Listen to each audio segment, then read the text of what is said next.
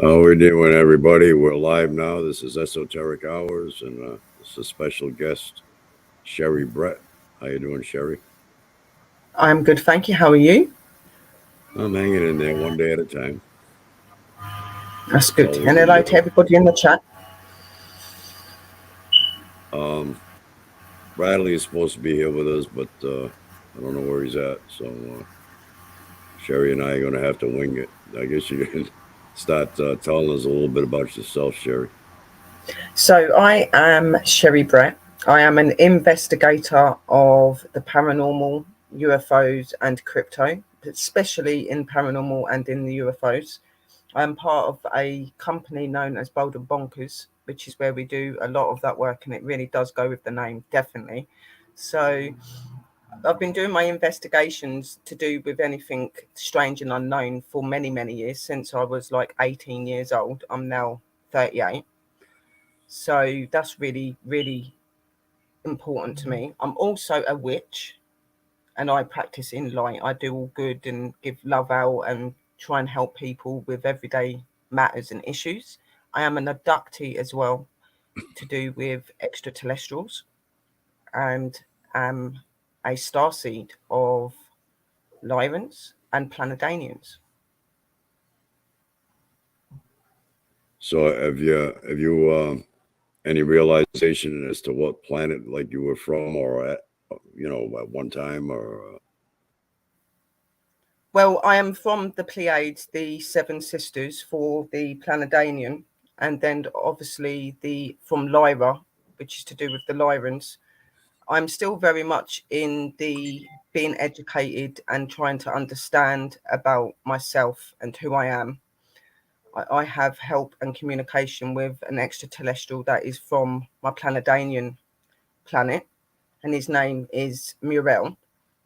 So he's helping me to you're out? open physically, because obviously anyone that knows and is actually in communication with extraterrestrial know that you've probably got very complex memories and stuff of up there. Not everything's going to be very nice or good things to remember. So they have to gradually open it to you, which is what they're doing with me. So for me, it's a path where I'm walking it and I'm learning it at the same time. So I'm not like really, really educated like you, for instance, Jim, or anybody like that. But I do know my stuff, and I'm very much enjoying my journey, as well as finding it quite traumatic at times.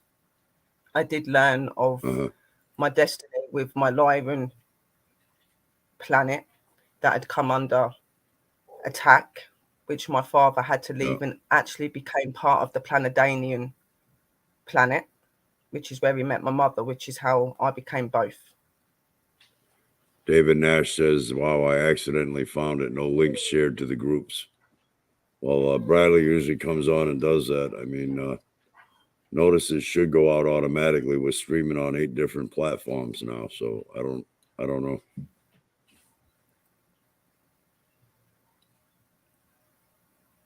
And we have a Facebook user saying hello, sending love and light. Hello, Hello. Facebook user.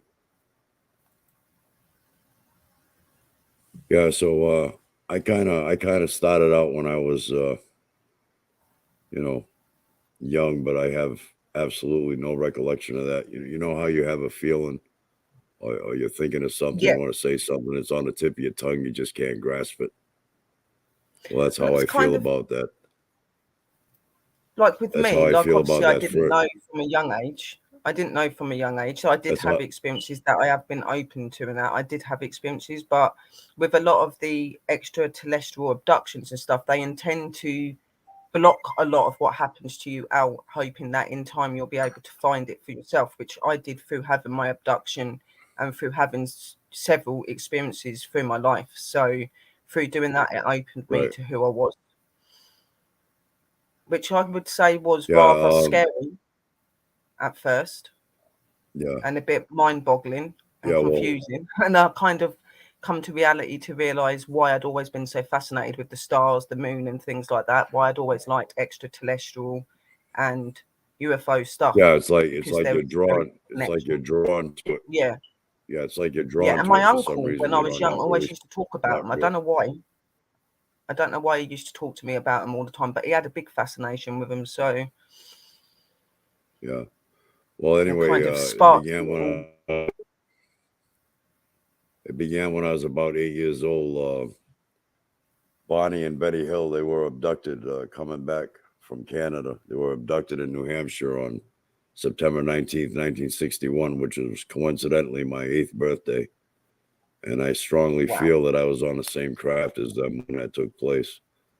But to fast forward to 2012, fall of 2012, I had another experience that I'm more aware of at this point.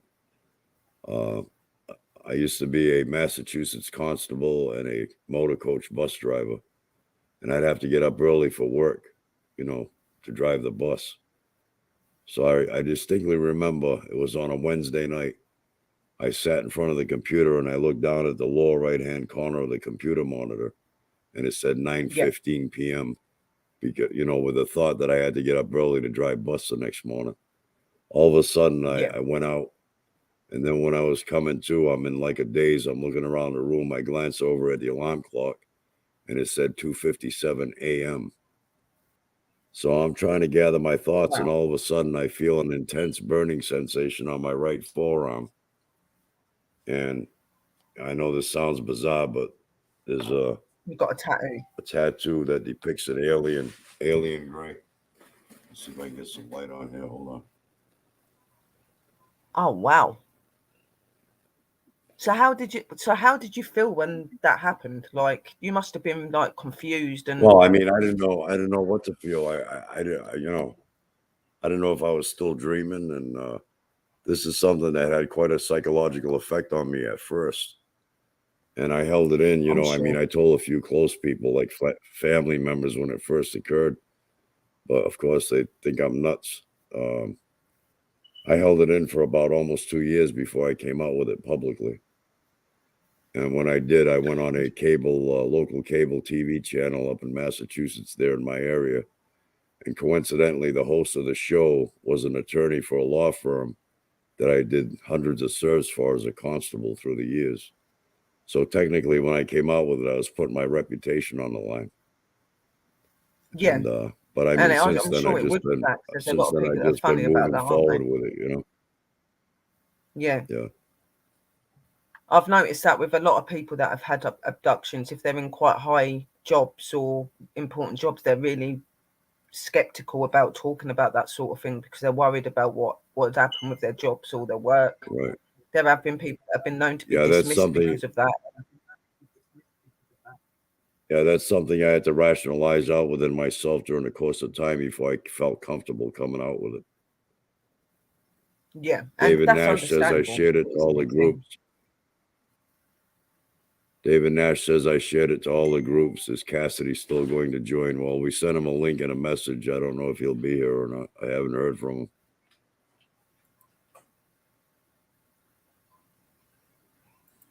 Yeah, hopefully he will. Facebook user is Jim. Facebook user is Jim Hello, McFarlane. Jim. He's with us. How you doing, Jim? See, with me, like as I said, like when I was growing up, I didn't have no recall of what happened or me going on any visits or being took or anything like that. But those things did happen. But obviously my first openings were that I was seeing strange lights and things in the sky, and they would come at very bizarre times when I was in a difficult place or if I needed a question or something answered that I couldn't quite understand, and they seemed to always be able to show up. And I'd always found it fascinating because I'd been able to see lights since I was really young, but I never put it down to being UFOs at that age because I was too young to understand what it was. But my other experiences would have been the light that I would get at my back door. I would always get this very bright white light that would come to the back door every night. And I'd be in my bed, but I'd be stood in my front room. Hello, darling. I'd be in my front Here's room. Cassidy. So how can I be in my bed and be in my front room? And then this light would just open to me and take me every time. Now, at that time, they weren't allowing me to remember what was going on. They were just taking me. I knew I was going somewhere and I knew I was coming back. So from that got me intrigued, and obviously I was doing my paranormal investigating and stuff like that, which is when I came on to have my next experience, which was a year after starting up. I've nearly been on YouTube for 7 years, so it would have been about 4 or 5 months into starting up my YouTube channel, and I'd had an experience where I'd seen a humanoid being standing in the middle of the road with this most greenest aura around him. He was about 12 foot tall. He had this very long, pale hair, and I couldn't work out who he was. I first thought he was a spirit. That's what I thought he was. And I was like, oh, I'm coming into communication with a spirit. The only weird thing about it was he was wearing some sort of space sort of suit, like an all-in-one suit, and it was purple. And you'd have the green aura around him. And I remember my friend, because we was both in the car when we see him, he was stood in the middle of the road, and we drove right through him. Okay, and he's like standing there still in the road behind. My friend could not see him anymore, but I could still see him. And I was like, "Did you see that?" He goes, "Yeah, I see it as we were going, but I can't see him now." I said, "I can still see him standing there." He's like staring back at the car. And I'd had this ongoing dream about him for quite a while, and messages that you know me, you know who I am. You just need to try to remember. And I thought, well, why is he saying this? I've never seen this man before in my life. And I really did think he was a spirit at the time. And my second experience would have been when in a car with my friend, and we're driving back from my friends at 12 o'clock at night. And we got to a junction, and it was really dead on the road. There was no light, there was no cars, there wasn't anything about. And we see this object coming from the sky over this field coming towards the car, and my mate's freaking out because my mate is really scared about anything supernatural, anything like that.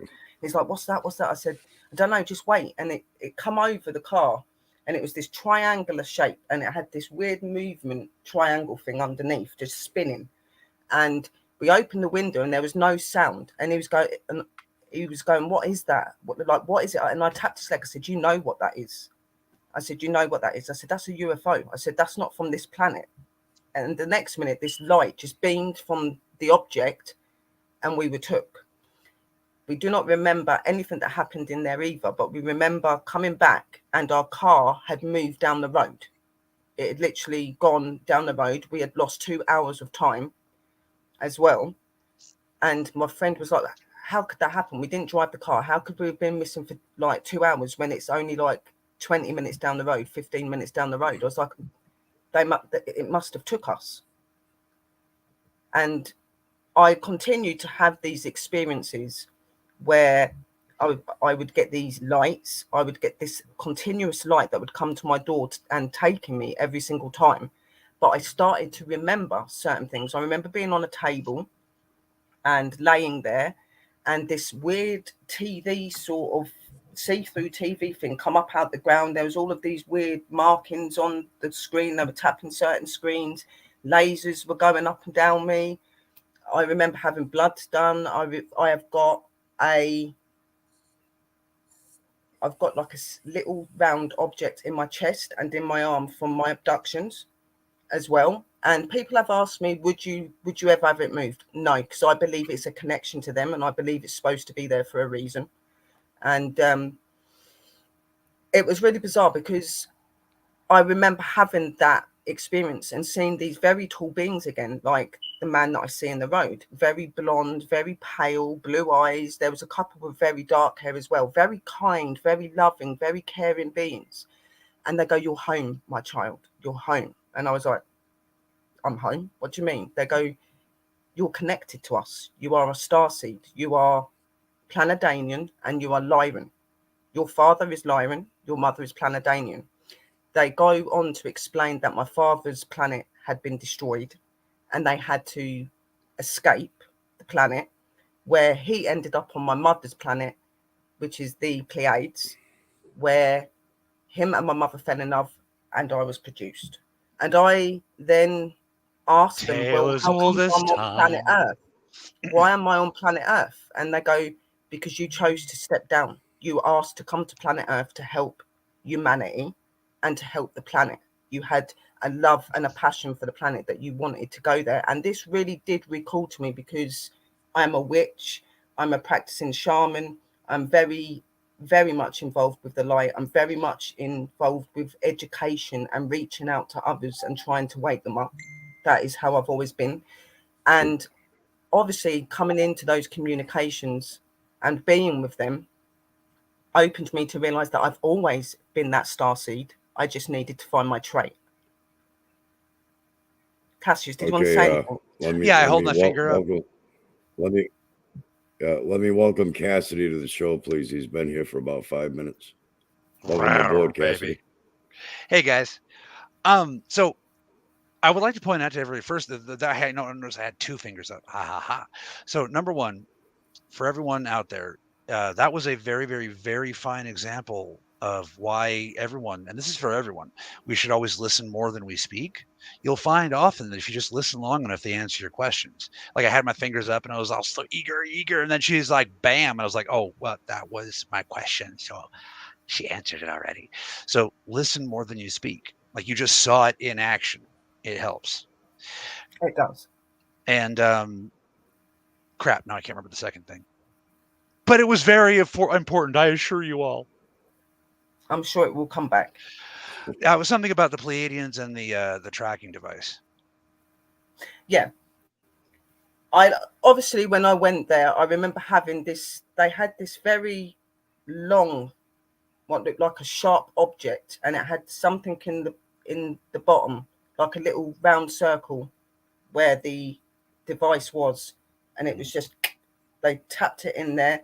They'd obviously put some sort of numbing on there, so I couldn't feel it going in, and I had something put into my arm on my second visit, but I have 2. So one is for Lyran and one is for the Pleiadian. So it's 2 different implants? Yeah. Cool. That makes sense. Oftentimes, different forms of technology don't work together. Like, for example, anybody who follows Dr. Greer, you'll know what I'm talking about. The tribes that utilize the biotech implants, like the ones that they'll pull it out of your arm, and it's a biological thing, like almost looks like a calcified tumor, but it's not a tumor, and they don't know where the DNA comes from. You know what I mean? Like you'll never find one of the metal implants and one of the bio implants right next to each other. They interfere with each other's signals. I've got one literally over here, right, and I've got one in my arm. So they're quite far apart from each other for a reason, so they can actually get signal and things very well. Because when I ask them, why do you put that? They go, so that we can track you, we can make sure that you're safe. You're a starseed, you're very important. You are part of us, but you're here doing your job. We need to make sure your safety is okay. And this is a way for us to be able to keep in communication with you. And it's also a way of marking your DNA as well on what sort of race you are. Now, Jim, the Zetas agree with that, right? I mean, that's what your implant is for, correct? Right. Yeah, I got one in my left hand there. I don't know if you can see it. And people say, does it hurt you? And it doesn't hurt. And the really weird thing about it is when I've gone, because I've got like health problems and stuff, and when I've had scans or I've had x-rays and that, you actually can't see them. It doesn't show up on the scans. It's really weird. That'll make things a little bit more complicated and less complicated when it comes time for disclosure. Yeah. Hi, Karina. Yeah. So the other thing I wanted to say, I remembered it. It's a funny thing. The Lyrans and Pleiadians, we have a natural attraction towards each other. It's like a yin and a yang. Yes. I described that a little bit on the Coffee Time show a little bit, before. I am basically the bad guy of the relationship, and Kristen is the good guy. But you notice I got that little splash of white, and she's got that little splash of dark, and that makes the vortex. Yeah. So I think they make a good equal division with each other. I think they go really well together. Like my mum and dad go really, really well together. Yeah. And I don't think it was expected, but it happened. And well, what I was trying to say is those kind of partnerships are normal within the tribe of light. That's your Pleiadians, Arcturians, and yes, some and Andorians. That's Star Trek. not Andorians, freaking Andromedans. Some Andromedans. The problem with Andromedans is the Andromedans is a whole galaxy. So it's a whole group of people. So Andromedan doesn't really cover one. Exactly, and it's the same with like the species of like Lyran and Pleiadian. There are many different species. Like obviously, anyone that's aware of the Lyrans, the first generation is apparently no longer supposed to exist. So the going on from it, like me, my father, and then my kids and things, it's carried that on. But the first generation isn't supposed to be here anymore. A lot of them were destroyed through the battle that happened, and they took a lot of really horrible stuff happened to them, and a lot was taken from them, and they had to flee their own world, which they loved very much. And I find that with the Lyrans, they're very much like the Pleiadians in ways. They're very loving and caring beings. Well, my father is. Yeah. And very open and meant to be the makers of mankind, helped to make mankind, were the Lyrans, they say. Okay. I'm going to interrupt for just a second there, because what you talked about earlier and this, they're very connected. The first generation, that they're the ones that went back. Like you'll get, for those of you who are into like dinosaurs and stuff, you'll notice felinoids appeared just kind of like suddenly. That's them. That's why people will say, that we created humanity. We didn't friggin' create humanity. The elders chased humanity out of trees, true. And we do to this day, like generations and generations later, we still apologize, but it had to be done, Yeah. So, but that's the generation you were talking about. They're no longer here. They basically went extinct. They made the sacrifice so that the rest of us could have a home. Did. Yeah, they did. And it's sad. We didn't create humanity. We helped guide. We did not create. Yeah, guiding humanity and just being there and pushing them in the right direction and trying to help them to open their minds. A bit like the Anunnaki as well. The Anunnaki were very much involved with that as well. So they're both very intriguing species and something that I'm still very much trying to learn about. And each time that I learn more about them, I become more and more fascinated by them, just because of having that blood link and that tie to them both. And they are absolutely amazing. Like me and listening to bagpipes. David Nash is asking Sherry, so is your my biological father would be different to my Lyran father, but I actually do not know my biological father. I've not had a real father in this world. So to me, my father is up there. I've not had that stability where I've had a man in my life here. I've had stepdads and things, but I've never really been very connected to them, to be quite honest. I found a guy on YouTube, that's Danny, that I really look at as being a very much a dad figure, and he's very spiritual. So in that way, yes. Yeah, we'll explain in an episode in the future how the light DNA thing functions with the biological DNA. It's actually quite simple, but it's going to take a little while to get there. So we'll cover that in a future episode. But yeah, light parents don't have to be the same as your biological parents. No. When they are, that's where you get hybrids and whatnot. Well, one way you get hybrids. I wouldn't know what my father is because I don't know him, so I can't really answer to that extent. He could be, but I don't know him, so. Well, honestly, given the technology of the individual, tribes that are contacting you, they could have just stimulated parthenogenesis in your mother. There might not be a father, not Jesus style, Anakin Skywalker style. Just so you guys. We got to cover that. I have to do that we have to do that all the time. None of us are claiming to be Jesus or a Messiah or any of that nonsense. No, definitely not. Yeah. The time has come for light workers to just shine and just be ourselves, man. We don't need to claim great shit. We are great. You are great. You are. You just need to realize that and open to it. Yeah. And I guess that's what we're kind of here to do, to trying to open you and to interest you into it and to understand a little bit more about who we actually are and where we originate from. And you know, as much as I do have my faiths and things that I love and stuff like that. But when people recall to me about God, God is an energy. God is the energy of the universe, the planets, everything. Okay, so God is an I energy. don't look at him as I a agree with human. I don't look at him as a human at all. He's not a human. He's I an agree with energy. that He's 100%. a movement that is within us and within this world and universe. I like to think that God is a giant pizza, and every time a baby is born, that baby gets a slice. Well, yeah, we do. He's in us, and he's in everything that we eat and everything that we are. Truth. And I'm The gonna gab. whole place. You know? I was gonna gab until you got back, but then you got back in mid-sentence. But yeah, so I mean, how do people here on this planet, stuck in biological brains, define a infinity dimensional being? You know what I mean? What do you say?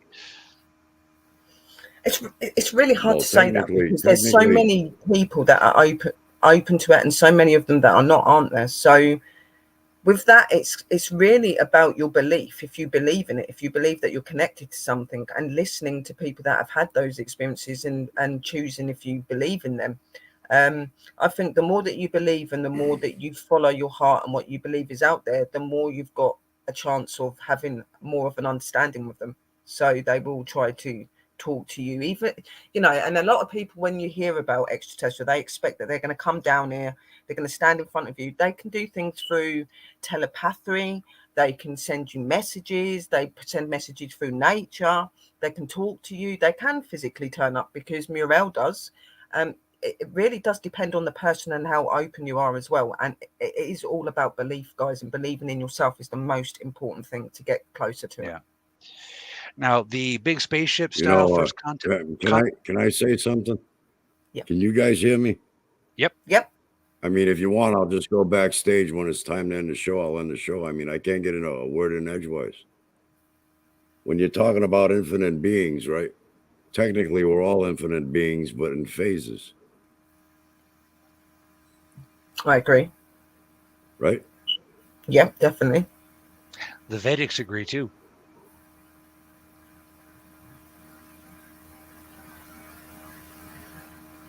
All right, go ahead.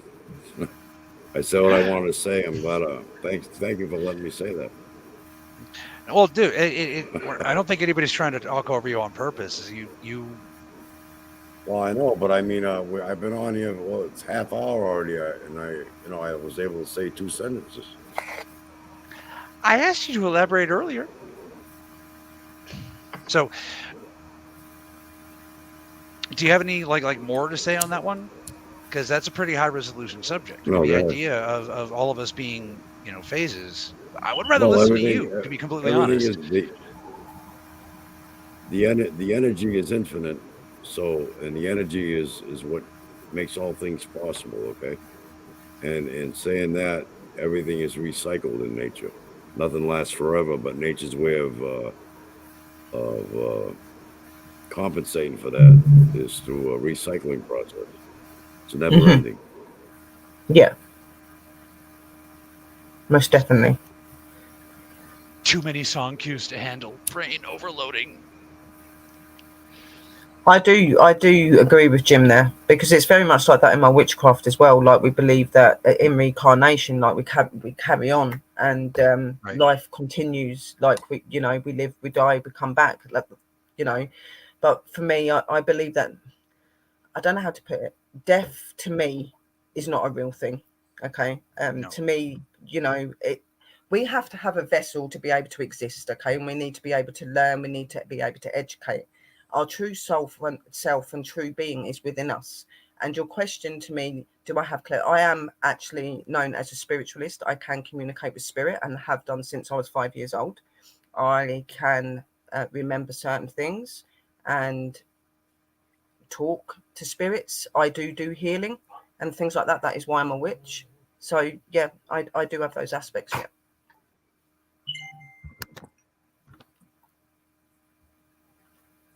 I like to think that everyone has it within them. It's just you have to find it somehow, either by We've remembering. all got it. We've Yeah. all got spirituality and gifts inside us. It's Right. opening your mind, because obviously there is only one part of the mind that the human will use more than anything, and the more spiritual side of it and being able to tap into things takes a lot of work to open. Some Right. of us are born and can do it, and some of us have to teach our brains to remember that you can do that. So Well, it's just like painting or music. Like everybody's yeah, got talents. Some people's talents lie in the spiritual realms, and yeah, for you Christians and anti-Christians out there, I'd like to remind you of 1 Corinthians 12. Even in the Bible, it says there are deeper and deeper and deeper spiritual gifts. Like the JC himself said at some point, some light worker is going to come along do better than I did. He says that. It's in there. Trust me, or don't trust me. Look it up for yourself. Even JC taught that that there's always deeper spiritual gifts, and that part of humans' mandate is to seek those gifts. We say on the show, every one of you are psychic. If you know you have a name, then you are psychic a little bit, and the more that comes out, about various other forms of technology, the more you guys won't have to trust crazy people like us. literally. Yeah, well, there's a revolutionary rather form of a new science is about to be revealed, according to Graham Hancock. So we'll see. We'll see. We'll see. Here's the thing. God is pure energy. Here's the problem with that. And I'm not arguing or trying to define God. All right. This is sort of a submission to the fact that I don't know. If God is in everything, then isn't God also a material and also an idea and also a waste product? I mean, how far do we take the alpha and omega idea? Well, what you're defining is nature. Yeah. Right. See, that's my point of view. But then again, I'm a nature kind of guy. I'm a nature person, so yeah, I believe that a lot of it is dignified around nature, and I think that nature is the most powerful way to open to your true selves, most definitely. Yeah, that's why I married a witch. So, and no, not her. Just in case you guys are wondering. Remember, No, for those not of you me. new viewers, No. I'm talking about Shannon. The older viewers will remember Shannon. She used to come on the show a lot before Shar got sick, and afterwards, not so much. But yeah, I think that's why we're all supposed to be talking, is that I think all of us have different perceptions. Even if we were to Yeah. both witness the same exact event, I'm a little to the left and you're a little to the right. So our perceptions are going to be a little bit different. And I think that's kind of why we're supposed to put our heads together, because none of us can conceive or really understand beyond a certain point of dimensionality. Well, none of us are supposed to be the same, are we? We're not the same. Right. We're all meant to be completely different. Even though we're all connected as one thing and we come from the same place, we're all individually different. We all have different minds and how we work, and different religions, different faiths, beliefs. So I don't believe in telling anyone they're right or wrong in their faith. What you believe in is your choice. As long as it's pure and you love it, then it's not wrong.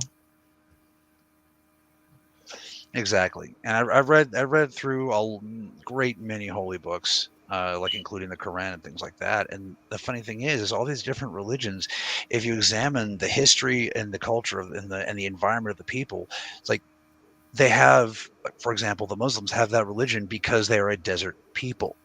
If you put Muhammad in the jungle, then his writing would have been different. He would have still been Muhammad.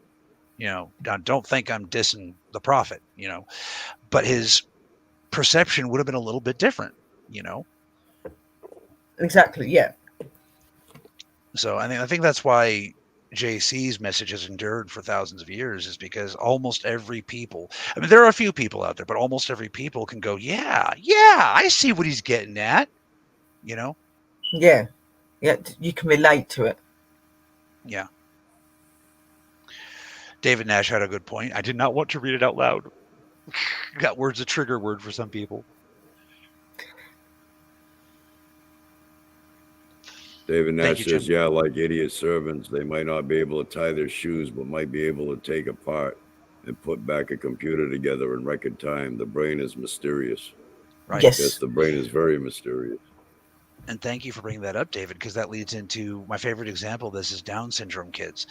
You know, Down syndrome kids can't do a lot of things that quote unquote normal people can do, but they understand the vibration of love better than any of us ever will. You know what I mean? I agree. So, you know, that's not a disability. You know, that's a gift. It may be a backhanded one in today's modern society, but there was a time when we would clothe them and feed them and make sure they were okay and listen to what they had to say as tribes, you know? And somewhere along the way, humans lost that. And I don't know where, but we can find it again. We can do this. It's out there. It's still there. It's just we've got to be able to get back to it and stuff. You know, it's never left. It's just that I guess our minds and everything changed and things happened, and it's sad.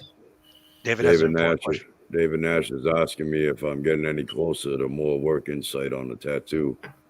I'm still working with Diedrich Hilton. He's a top investigator in MUFON. I'm waiting to get some connections to have that done. I've heard Mr. Diedrich is a very connected person. Yeah, he's been with MUFON for quite a while. I mean, he's a professional investigator, so yeah. Oh, that's cool. That's cool. Yeah, I'm looking forward to talking to him and going crazy because I can't say certain shit involving him. I'm being good. Yeah, no, he's a good guy. He's a good guy. I've spoken with him briefly. I'm blowing it up for humor's sake. I've spoken with him briefly. I'm look forward to working with him in the future. Yeah, he's a pretty smart guy. He's got a PhD. You know, he's a professor and all that, so he knows his stuff. That's good. I didn't know that about him. That's cool though. Yeah, that explains why his questions were so on point. I was like, you're an investigator. What do you know? How do you know these words and science stuff? Now I know. And knowing is half the battle. G.I. Joe. Old cartoon in America. But yeah. And I think you find that spirit, like a lot of spiritual people, they have like some sort of disability. Like with me, I'm dyslexic. I cannot read or write properly. I don't know why, so for but me, that does seem to be the case. have a more heightened sense in other ways. Yeah, that's what the Lakota say. Now, as far as your question, David, we have several different groups and teams working on stuff behind the scenes to basically raise the capital to get it done. You know, that way, if nothing else, we can, you know, basically we can just like afford to get it done on our own, you know. Yeah, that's the big thing, because it takes money to do that, you know. Exactly. MUFON is an interesting organization. I don't want to rag on them. I don't want to rag on them at all, but MUFON has, I don't even know how to put it. Thank you. I haven't read her writing yet, but I'm sure it's fine. Yeah, I think MUFON is a little stages. too. I think MUFON is a little too grounded in Newtonian science. I think that's what I'm trying to say. You know, but then again, I think most of humanity is too grounded in Newtonian science. So, and for those of you who are wondering, if you go into, we'll look into our deeper our deeper writings and whatnot, where we talk about this stuff, you'll hear the phrase Promethean technology. That is a direct reference to the way your people's technology has evolved. You know, Prometheus showed your ancestors basically the wrong shit, according to some of the minor D gods. But you know what I say to that? There's a spot on my butt and it itches, and they can kiss it. Yeah. I believe our ancestors were very bright, to be quite honest, and I think a lot of what we've learned, if we're doing it the right way, has come from them. So for me, I very much follow ancestors and stuff like that, and I get a lot of help and work and sight through them. So to me, they're very important. Yeah. David, to answer your question, as far as Bradley goes, that's kind of my fault. there was a time before the events after Char's death when she was avenged. There was a time when just associating with me could get the anger of the entire Jehovah's Witnesses. Basically, we had 1.5 million viewers, and we were literally within a week of putting ink down on paper. They were going to pay us $900 per episode to do, Bradley Powers' Esoteric Hours. And then my aunt pulled her shit. And for those of you who have seen like the articles about me on the Native American Fraud Forum, that's my aunt. All right. She's the one who stirred up all the drama, and that's how Bradley lost his viewers. So that's kind of my fault. I tried to warn him about her beforehand. I should have been more clear. So that's one of the reasons why I'm trying to help Bradley build himself back up, because it's kind of my fault he got knocked down, and I'm not okay with that. You know what I mean? Yeah, no. Bradley's a good guy. Yeah. Some people would say it's not your responsibility because it was your family. I don't care. All right. I don't care if I didn't have any connection. He's my brother. I'm going to help build him back up. It's the way that goes. That's a force of nature, folks. Just count on it. Yeah. Should always help those in need. Yeah. But like I said, I don't want to rag on MUFON. I don't think being too grounded in Promethean/Newtonian science, they are two slightly different things, but you guys have passed from Promethean to Newtonian science. But I don't think that's a bad thing. It's just inconvenient for my work, So I'm not ragging on MUFON. But I would like it if they could be a bit more active, or if just some group could be a bit more active, that everybody, and I could be wrong, and I hope I'm proven wrong, but everybody seems to be just more concerned over making a profit by asking, did aliens build the pyramids? And it's just like, no, they didn't. Next question. You could argue that they did because they gave humans the technology and they guided them via their priests and whatnot, but that was still human hands doing that. And I think giving credit for that or any of that stuff to aliens is just, why do you hate yourselves? Why are you giving credit to outer space freakazoids? They weren't here keeping you alive. You were here keeping you alive. Granted, you had a lot of contact that helped, but it was still your hands moving the stones. It was still your hands hunting the animals. It was still your hands planting the crops. To give that credit to aliens is to do humans a vast disservice, in my opinion. Yeah, I agree to that to some extent. I do believe that they had some help in doing that. I think it was both together. Well, they provided the knowledge. They provided the knowledge to both together. But being a witch myself and working with different herbs and stuff, all of that was done by our ancestors, by human people that were in this world, and got knowledge through, nature and through seasons and, just going out and understanding different plants, different trees and things like that. We wouldn't have medicine today if we didn't have our ancestors and things like that. So humans have a lot to be happy about. We're not these downgraded people like a lot of people try to say. We are very intelligent and very amazing people. You just got to learn to believe in yourself again. That's what you need to do. Right. And in the Egyptians' case, they utilize specific, I want to say technologies, people would say magics, whatever. All right. Energy manipulation advantages, right? So one of these days we'll go into the ancient Egyptian technology and how it all functioned. And I'll show you, yes, they helped a great deal, but ultimately it was your hands in the mud, And as I'm sure a lot of the starseeds out there can relate to, you can tell people what's about to happen a million times. They won't listen to you. And then after it happens, they'll find a way to blame you. So, I'm sure you know what that's like, right, Sherry? I've had that a few times where I've said about certain things that were going to happen. Like I even actually said about the pandemic, and stuff like that on my show, when I was being shown vision and that, and everyone's, oh, don't be so silly, nothing like that's going to come. And then when it did, they were like, oh, why did you not tell us more? Why didn't you? Like, I said, I tried to, but you turned your eye. Yeah. You thought I was some crazy thing, and you know, I wasn't. I was trying to give you that message. I was trying to prepare you, but yeah. See, I've experienced, and we've all experienced that, I'm sure. yeah. My experience with ESETI is what's led me to have this kind of a chip on my shoulder, because like they didn't even say I was crazy. Their whole reason for not helping was that I acted too desperate. And it's like, okay, all right. And I'm not smacking on James Gilliland. James Gilliland is a great man, but I would love to ask him, in retrospect, did I not have reason to be desperate? Well, yeah.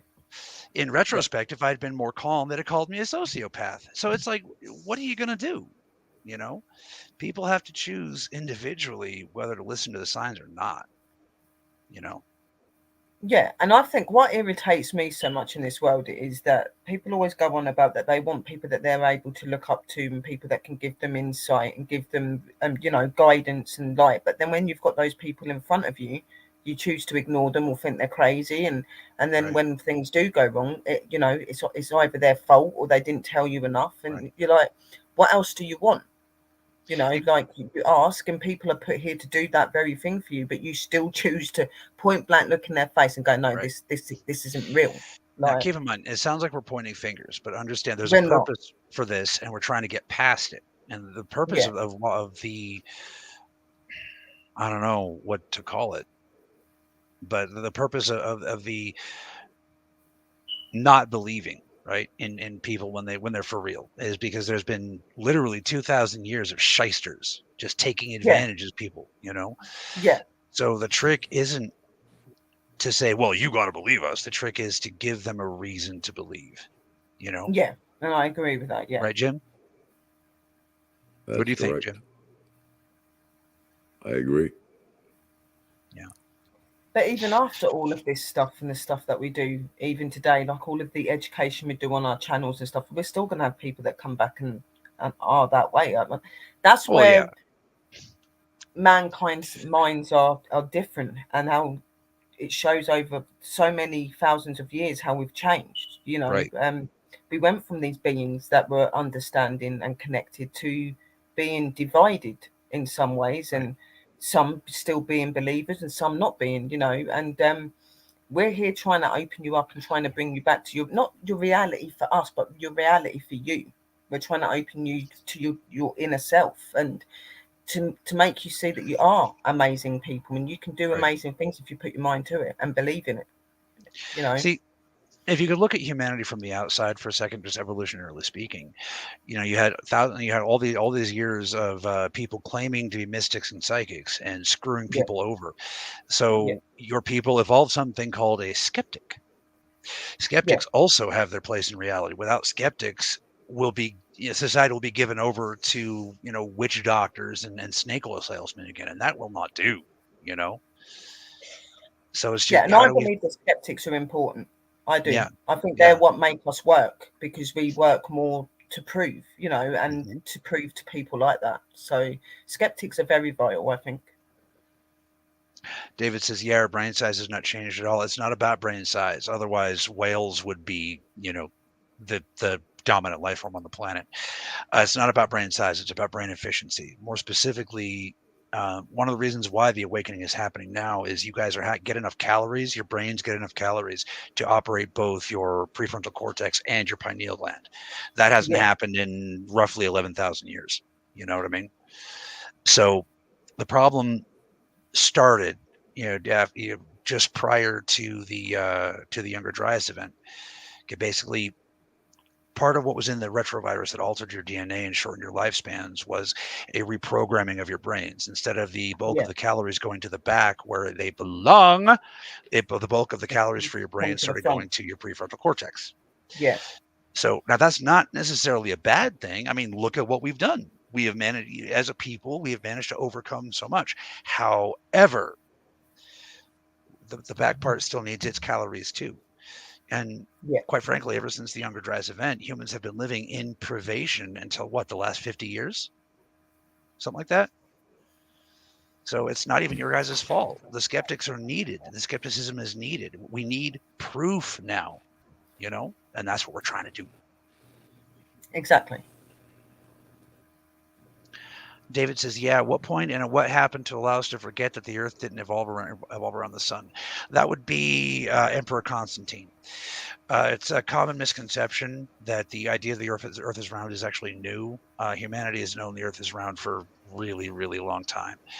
That's why I don't have any respect for flat earthers. It's like, congratulations, you're less intelligent than an Athenian farm boy. Now, the Earth isn't completely round either, but it's definitely not flat. Right. Now, Definitely you could argue that at one time it was, and I actually have some, like, we could be flat earthers best friends if they would just stop screaming at us. You know what I mean? There's evidence to show that. Anyway, I'm not going to get into that's a whole other episode. But yeah, so it's just what happened is cultism. The churches brought it back. It was gone. The idea that the Earth was flat wasn't even a caveman thing. Like the city-states of Greece could prove mathematically that Earth was flat. You know what I mean? Or round. Sorry. My bad. It wasn't until Emperor Constantine came along and they're like, nope, Earth is flat. But keep in mind, this is the same governmental organization that would kill you if you knew what an octagon was. So one of the things that's going to come out that's hidden under the Vatican is that humans were way more advanced than you think in their thinking before the advent of mega churches. Yeah. So, sorry, that was a long explanation. But yeah, people didn't really forget. It's been obvious. Like you ask, for example, those barely contacted race tribes in the jungle. What do you think? Oh, it's round. How do you know? Because the sun starts there and ends over there. Shadows. Do you not see the shadows, buddy? It's pretty easy. Yeah, there are a lot of things on this web that shows that it is round-ish. Right. Round, Give me a boat and a lovely afternoon, and I can prove it. And the reason why I'm saying that is because Eddie Bravo has a challenge out there that if you can prove to him face to face that the Earth is round, he'll give you $1 million. Dude, right here, let's hook it up. Right here, we could use the funding. But the thing is you're talking about all these different races and these beings that used to be here in this world. Okay, that they wasn't destroyed. Okay, they were removed because they wasn't doing what they were meant to be doing. Okay, so they were placed somewhere else. They are still here, not here, but they are still of existence, just not in this plane. Right. They're somewhere else. The extraterrestrial and people like that do not believe in destroying if they can help it. All they would have done is remove them energies onto somewhere else, and obviously advancing them and hopefully trying to bring something better out in the future or something like that, and using them in other planets, other places that none of. I'm sure Jim knows a lot about this. Now, Cheryl, you're a genius. You just touched on a very, very important point. I'm sorry to interrupt, but this is extremely important. Humans are terrified of first contact. Some humans are terrified of first contact because, like, for example, you get the guy in the wheelchair with the voice, I am a genius. Hawking, thank you. Stephen Hawking. So they've been throwing around this idea. Well, look at what happened every time a more advanced culture met a less advanced culture on Earth. Okay, so I want to put that fear to rest. That's not a childish fear. That's not an irrational fear. But you guys have to understand that at a certain point in technology, you'll start to understand the physics of karma, and you understand that the universe will smack you the hell down at a certain point. And that anger will usually come in the form of very, very pissed off, 16-foot tall cats. Yeah. Ask the Nibirites.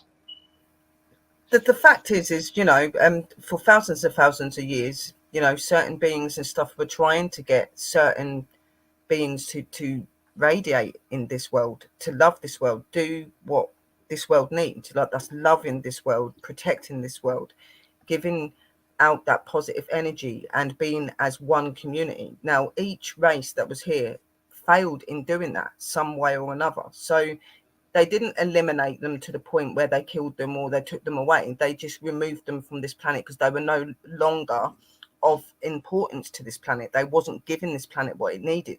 So they would bring the next race in, hoping that the next race, and obviously it's got to us now. We're here. We're not going to get eliminated. We're not going to get killed off and we're going to no longer exist. It's just going to be the same way. But what they're trying to do with us, they're trying to wake us up. They're trying to get us to that point so that doesn't have to happen.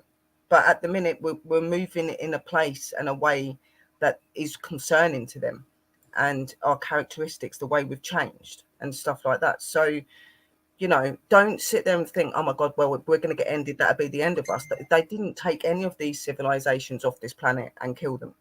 They weren't relevant for this world anymore. The best example of that, if you guys want to have some hope, is look up the Dogon people. And they have actual literal records of the we tend to, the Nomo is what they tend to get called. It's because all around the world, the people that know them, it's always like, they'll call them like Gobo or something like that. So average it all out and you get Nomo. But the Dogon people have a detailed account of the Nomo relocating their tribe to account for the Great Flood. Yeah. You know, and then but see, the Nomo have the advantage is, the Nomo advantage is that they've known so much about a lot more than just Sirius B. They know a lot about astronomy that they physically, literally could not have unless they were educated by an outside race. And so they passed this down until they could say, hey, the Nomo come from Sirius B. Ha ha ha, there's no such thing as Sirius B. You know, 40 years later, we have better telescopes. Oh shit, there's a Sirius B. You know, and that is relating to a question they asked earlier. You're right. Humans seemingly got busted down to the Stone Age, like not even understanding astronomy. I want you to look into your oldest stories. That knowledge was encoded in story before the Younger Dryas event, before the comet, right? That's where like astronomy comes from, or astrology comes from, like the idea of like Scorpio. The Scorpio does this, and that's why you're that. You know what I mean? All of that began rather as the attempt to encode knowledge into religion because they knew society was about to die. Yeah. So it's not that humans lost track of what happened. It's that over time, your various warlords, shysters, and whatnot would kill you if you knew too much. So over 10,000 years, it's had an effect. It has. And that's why we have such things in our world today. You know, like we have certain people, like high figures that we listen to that are not always so truthful to us and hide a lot from us. And this is a clear outcome of that. You know, they don't want us to be fully open. They don't want us to be aware of what we're capable of, because then it means that they don't have that control anymore. They don't have that way in this world. Exactly. Because they want us to believe that we're just little people here for the benefits of them and to just be the way that they want, and that is not who we are. That was not what we was made as. Yeah, not at all. See, but that's also where it comes back to like the ETs coming around. One of the primary rules that a lot of tribes follow is, okay, if that's the way you want to play, here comes player 2. And that's where you get, like in the Bible, like if so as you act, so as you judge is how you shall be judged. Okay. Yeah. The movers and shakers of this world are being measured by the stick of their own making. Notice they're coming down one by one like dominoes. Yeah, and that is why they're showing back up, because in ways we forgot those that educated us. We wouldn't have the brains, we wouldn't have who we are if it wasn't for their education, their technology, techniques, all these sort of things. We forgot who we really came from and who helped us, and it's very important to remember that. And they are very much connected to nature and very much connected to the world and the atmosphere itself. So it's very important. And if you can't be connected to them or to any of this, then there is no hope. That's why some starseeds and stuff come back here, because they are trying to open you. They are trying to help you. We can't force you, but sometimes it like these guys say, it is good to try and listen and try to understand. Okay, we're at the top of the hour. Anything you want to tell the viewers before we close? Or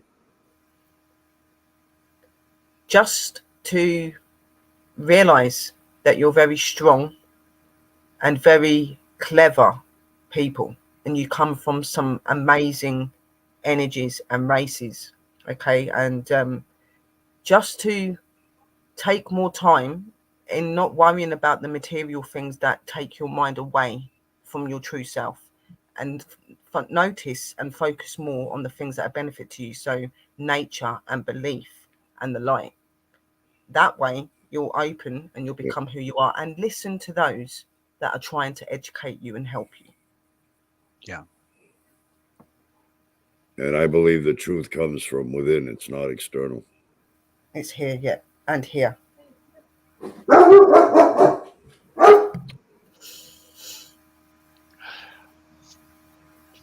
Can I do a self-promotion thing? Before we close?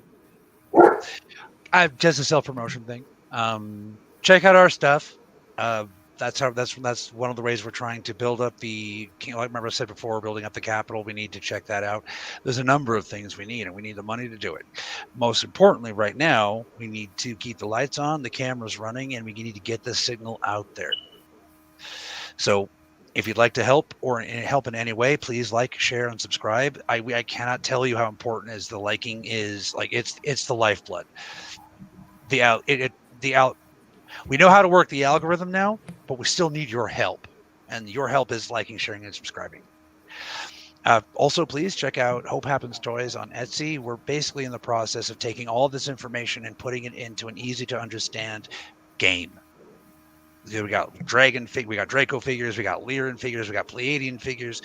And it's just one of the many ways that we're trying to basically reach everyone through fiction and art, you know? Yeah.